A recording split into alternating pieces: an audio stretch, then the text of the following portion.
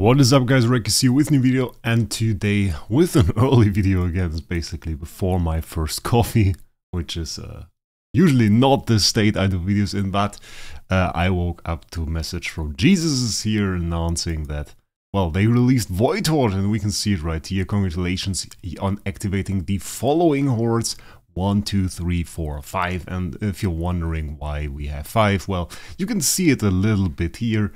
There is Island 5, you can see this little thing here on the left side, and it's also present here. Reason, of course, being once you clear all stages of a campaign island, well, you unlock the corresponding Hoard. We have cleared 5 campaign islands, so 5 Hoards. Though I have to say, as you saw in yesterday's video as well, we are currently clearing Void campaign. Currently stuck a bit here, which is not a very nice stage. Can't really show you it because I set up a bit of PvP stuff. Not a whole lot. We are currently mainly invested into DTV. My PvP team is probably the weakest it has been for, like, I don't know, 2 months or something like that. It's a bit ridiculous, honestly, that one day after I set up my team for PvE, they release a new PvP game mode. But what can we do? Let's check it out. Hoard, we have to go to 1 as far as I know. There are some rewards in your reward preview. Let's check that out. 162,000. Is this both or one? One of the rewards, or either Stellar or Crystal of Transcendence. Oh, and we have 64,000 in the Cloud Island chest, and where we also have to select one with 640k resource. Not too bad. Cloud Island chest, Hoard 1.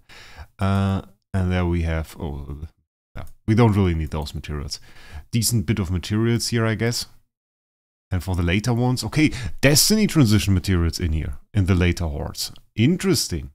And we also have Essence Sublimation chest, 12k with a selection. This is quite nice. I mean, the question obviously being if those are one-time rewards. We can check that out here. Hoard contains loads of resources which are waiting for idlers to excavate them. Rewards will be accumulated over time throughout the battle once the Hoard is excavated. The amount of resources in each Hoard is fixed, and the accumulation is based on the idler's excavation efficiency. The Hoard will be closed once all resources are excavated. Okay, let's read before I comment. Each Void campaign chapter map has corresponding Hoard excavation map on the next Hoard. Okay, that we have already understood.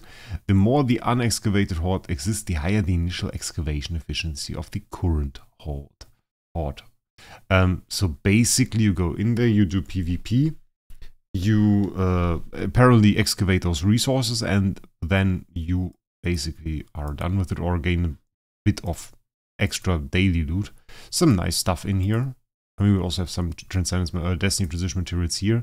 Not exactly here, but 90k spiritual essence, which is nice. Let's check out the later ones. Okay, so nothing too fancy here. Just a few more resources, and we have to unlock this. And obviously, I haven't unlocked Island 6 yet, and so we have 5 Void. Let's check out the first one. Okay, we are on excavation site 0. So what can we do here? What is this? No content because I have no battle record. We can buy a few extra attacks, I assume. Exploration, energy point. Exploration energy point is consumed when attacking an excavation site and is reset every day. The purchased points will not be preserved when resetting. Okay. Alright. And there are different excavation sites. Oh my god, that has a lot of loot. We will get the rewards through auto battle. Okay, that's nice. Initial excavation efficiency is 100%, which changes according to idler's excavation site level. The higher the excavation site efficiency, the more the resources can be accumulated over time. Collected resources does start and back 48 hours. Okay, very nice. For 48 hours, it's a pretty long time. Occupy the excavation site by defeating the defensive lineup of the corresponding guardian or idler. The deeper the excavation site is located, the higher the excavation site's level and the higher the excavation efficiency boosted after occupying the site. Okay. Each attack consumes 1 exploration point. Okay, so far so good. And you will gain the spot of the defeated idler that he's defending. Each excavation site has a protection period of 4 hours after being occupied each time. That I saw. Attacking excavation sites during the protection period will reduce the attacking lineup's attributes by 50%. So that makes it actually pretty hard to beat people if they are in this protection period. Okay, we can adjust the depth. Maybe just go to 10. Let's check out 10. 10 is the hardest area. Let's see who we have here. Is this Jesus? Oh, it's Jesus. Okay, you can find like Jesus in here. That's very nice. I don't want to attack Jesus. Who do we have here? Wraec. Then we have... Okay, we have iOS people, by the way. And I don't know iOS people. So, sorry for that, guys. Not really have any idea. But the thing is, iOS people being in here obviously shows us... well, makes it a fair bit more difficult. Because now you see we have some more S. TBBs in here. We have some very strong heroes because a lot of those guys have very strong heroes. And I was told we can use preset lineups, but they don't work. It would be like this. The thing obviously is we have 50% less speed than the guy. Or do we have 50% less speed? It probably is not going to work. Let's check that out. We can just do one attack. If we lose, we lose. If we win, we win. Doesn't really matter. I just want to see what happens here. Because obviously, well, we have to slow that down. Okay, we apparently have a mirror, which is good. We were faster than the guy, which is good as well. We didn't do a whole lot of damage, which is quite bad. So I think the rumor I heard that the lineups don't really work might just be wrong. So that attack certainly hurt us. I mean, if he now pings us, we're pretty much dead. We definitely need a Ferric Investor here. I put DTV in there. Mainly because, well, we have a 50 million attack DTV at the moment. Okay, his pings definitely hurt. That's no fun at all. And he built the team pretty tanky. Or TBB might die here. Bit of a problem. Okay, didn't die, that's good. We also have Starving Jara there, or MFF did die, which is a bit unfortunate. But right now, I mean, it's still okay. I mean, as long as we survive and can keep his DTV shut down, we are in a good spot. Okay, got the kill there. That's very good. Now his heroes start dying. I think, considering we have 50% less stats, that's a pretty good result. We also have 50% less HP, I would say, I guess. So considering all of that, I think that is pretty good result. Oh, that's dangerous. Can this guy please die? Ooh! Successfully occupied level 10 excavation site. The excavation efficiency is increased by 280%. I think that's the max. I mean, that wasn't easy. That wasn't easy, and this guy had like B+ TBB. And, well, an A+. Okay, A+ DTV. A lot of divine power also on here, which is something we currently don't have. Like, the thing is, I took down the divine power from our Starving Jara and put it on the DGN. Because I want to use DGN for Void Campaign. And she has some pretty insane skills for that and for other game modes too. So I think she was just a pretty good choice. It's also Tenant for some heroes I use, so that helped as well.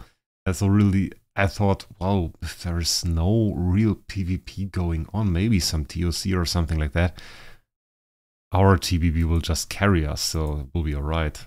Okay, we're done here? Or is that like 420% efficiency? Is it like, okay, apparently we are done. Once you do that, you are done. Okay, that was a pretty swift move here. The thing is, we're now for 4 hours in this protection period.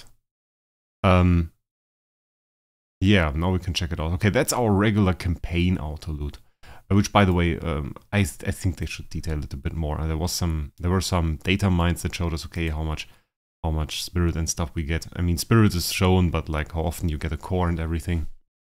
That should be detailed a bit more. That would help. For the Void Hoard, I mean, that's the Hoard auto battle output. And there we have 176,000 Stellar. Let's Stellar. 176,000 gold. Okay, let's compare it to like the auto battle output that we have here. That's every 5 seconds. Okay, now we have to calculate that a bit. The calculator. So 616. That's 5 divided. That means times 12. So we have 7,392 per minute times 20 is 147,840 per 20 minutes. And this is also per 20 minutes, so it's quite interesting. Our gold output is 30k lower even than our Hoard auto battle output at the moment. Though we should keep in mind, we're now at peak efficiency. We have excavation site 10, we beat a very strong guy for that, and there are other people on that. When limited slots, by the way. It's not like you can go in here and there are some slots there. No, the slots are limited on the excavation site 10. And I could have beaten Jesus, for example. Well, I could not have beaten Jesus, but if I beat Jesus, I could have taken his slot, and then he would not have a slot anymore, but I would have. And regarding the auto battle, you can already see we defended here against, I don't know, some level 4 guy. Let's watch the fight. Good, guy made it into the video. And okay, yeah, he was a bit weaker. I mean, he has 50% less stats, but the thing is, of course, some people would try to go for that, and I don't think there is any reward for me for actually beating it. But the thing is, if he beat me, he obviously would have taken my spot, would have taken a spot on excavation site 10, and well, then I would not have had one, and my efficiency would have dropped, which means my drop rate would have been lower. So that's the thing. We get 105 of those chests. I mean, that's not half bad. And it's quite nice. I'm honestly more looking forward to the next Hoard. Peacefully. Okay, so the thing is, we have to excavate all those resources. And once we did that, then we go to the next one. Interesting. Okay. So this is in fact limited, and the only thing that really is important is how high your excavation site is, but everybody will clear it eventually. So if you are not like in a whale, it doesn't really matter too much.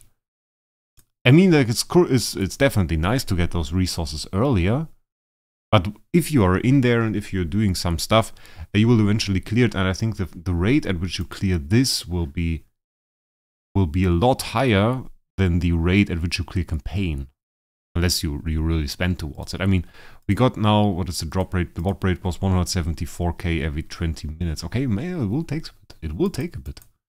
We can 176. 400. Okay, let's just calculate that. How long it would take at this level. So we have 272 million gold, 272 million divided by 176,400.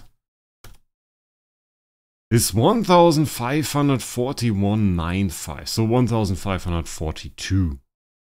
Okay, 1,542 times 20 is 30,840. Okay, divided by 60, 514. Divided by 24, 21. So we have to stay at this for 3 weeks? Did I calculate that correctly? Because we have to, I mean, like, even at this rate, it would take 3 weeks? That seems weird. But it says, like, you have to fully excavate the previous Hoard. That's kind of interesting. I mean, interesting, I mean, kind of weird, actually. Okay. I mean, we will find out more about this. This was just my initial take on finding out what happens here, what is up there, and what happens in the game mode. Didn't expect it to be just one PvP fight, though, to go there and clear that. But I thought the overlay of the map was quite good. We can't really see anything anymore. Will be interesting on Amazon, certainly, to see how what happens there and how it's progressing there. For Void Campaign, I mean, we're now going to go in there. I'm quite happy that I didn't have to change my team a whole lot, because the way it was set up before and the way it was doing stuff was like I had the TVB obviously not set up. Can take that down now. I hope that doesn't change my lineup in the Void Horde, so that I don't lose there randomly. That would be quite bad. And what I did then, I had most of the other stuff. I think I had like 1,500 or something on her, and the rest just on my PDE. And now we can just watch one fight, because it's honestly, it's quite ridiculous. Like the tankiness of those teams. That's right. Let's see. Tankiness of those enemies is absolutely bonkers. That's where I'm currently stuck, by the way. Okay, we can speed this up a little bit. As the pings of those Gustins are just such a huge problem. I heard a lot of other people are stuck there too. There are also healing curses. I guess that would be a problem if I used LFA. With DTV doesn't heal that much. It's alright. Oh no, it's not the right team. I usually have PDE in the front row and not DGN. Because I want to avoid all those counterattacks.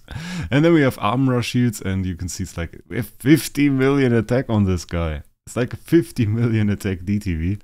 And still, I mean, like it took very long for most fights before to beat all the stages and everything.